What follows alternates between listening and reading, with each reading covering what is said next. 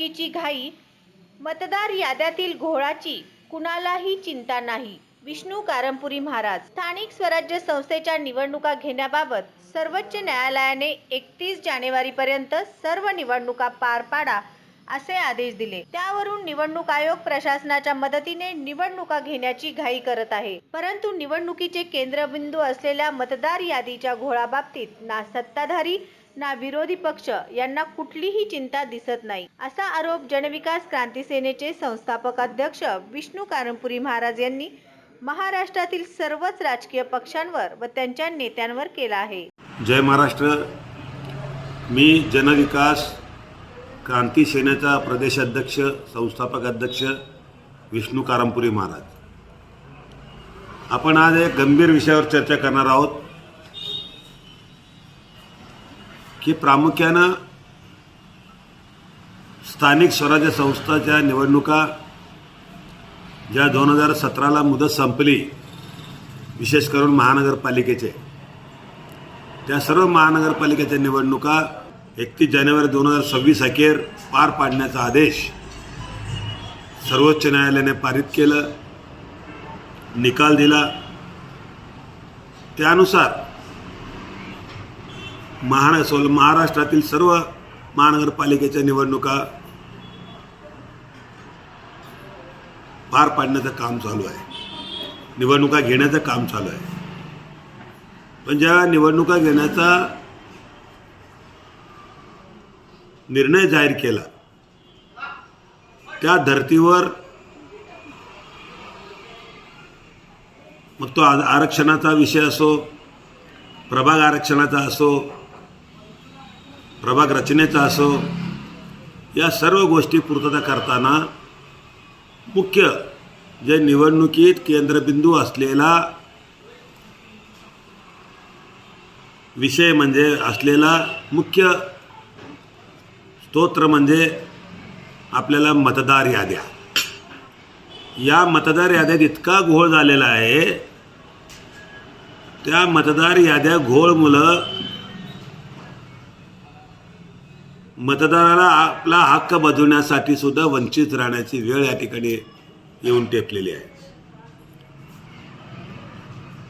आयोगाच्या आदेशानुसार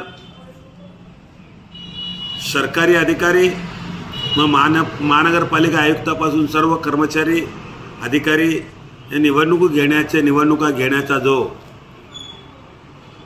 कामकाज सुरू केले आहे त्यामध्ये वारंवार अडथळे येताना दिसून येतात. आरक्षणाच्या बाबतीवर सुद्धा मुदतवाढ दिली, प्रभाग आरक्षणाच्या बाबतीत मुदतवाढ दिली, एकूणच चुका झाल्यामुळे मुदतवाढ देण्यात आलेली आहे. पण मतदार याद्या बाबतीमध्ये घोळ इतका भयानक आहे की एका प्रभागातील मतदार जवळजवळ 10,000 ते 20,000 मतदार दुसऱ्या प्रभागात नावं गेलेले आहेत. त्याचबरोबर दुबार आणि तिबार मतदारांचा प्रश्न गंभीर आहे. लाखाच्या घरात आहेत दुबार आणि तिबार मतदार नोंदणी. पण या दुरुस्ती करणे गरजेचं आहे, कारण ज्यासाठी आपण या निवडणुका घेत आहोत, स्थानिक स्वराज्य संस्थेच्या माध्यमातून प्रतिनिधी निवडत असताना जो प्रतिनिधी आपण निवडून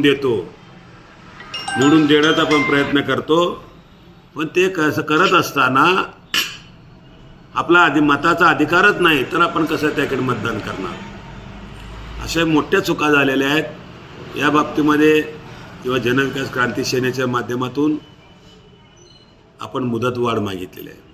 याकडे निवडणूक आयोग दुर्लक्ष करत आहे आणि ज्या वेळेला कुठं मतदान एका प्रभागातून दुसरीकडे गेले हे तपासण्यासाठी मनपा आयुक्तापासून वरिष्ठ अधिकारी गेले असता सत्य परिस्थिती आहे. घोळ झालेले निदर्शनास आलेले आहे. असे असताना या निवडणुका घेणे म्हणजे मतदारावर अन्याय करणे किंवा एखादा प्रतिनिधी निवडून देताना जो हक्क आपण नाही सांगतो त्याचा सुद्धा विचार करणे गरजेचं आहे. पण केवळ सर्वोच्च न्यायालयाने निकाल दिला म्हणून आयोग गडबड करत आहे आणि सत्ताधारी तर आम्ही कसंही होऊ दे, आम्ही आमचे उमेदवार निवडून येतात आणि विरोधक देखील या बाबतीमध्ये जितकं पाहिजे तितकं गंभीर दिसून येत नाही. दुबार मतदानासाठी तर नामीपत्र द्यावं लागणार आहे, हे फार मोठं काम आहे. त्याचबरोबर मतदार आणि ते इतर मतदारसंघात गेले त्याचंसुद्धा पूर्ण शुद्धीकरण गरजेचं आहे. याच्याकडे कोणाचंही लक्ष नाही. केवळ जनता निवडणूक आयोगाला निवडणूक घेण्याची घाई आणि आमच्या राजकीय पक्षांना, सर्वच राजकीय पक्षांना निवडणुकीच्या बाबतीमध्ये या मतदार याद्यांचा घोळा बाबतीत चिंताच नाही असा प्रकार दिसून येतो. म्हणून एकूणच सर्व राजकीय पक्षांनी एकत्रित येऊन, सर्वच राजकीय पक्ष यामध्ये सत्ताधारी असो विरोधक असो, सर्वांनी एकत्रित येऊन या मतदार याद्यांचा घोळ संपवल्याशिवाय निवडणुका घेऊ नका अशी मागणी आयोगाकडे करून या बाबतीमध्ये मतदारांना न्याय दिल्यासारखं होईल, प्रतिनिधींना न्याय दिल्यासारखं होईल अशा प्रकारचा प्रयत्न करणे गरजेचे आहे.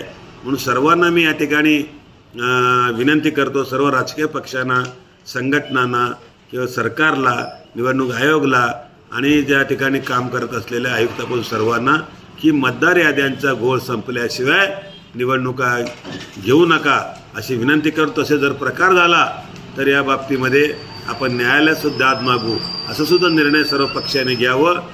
एकूणच निवडणूक आयोगाला लागली घाई आणि कुठल्याही राजकीय पक्षाला मतदार यादीतील घोळ बाबतीतून चिंता नाही असेच म्हणावं लागेल.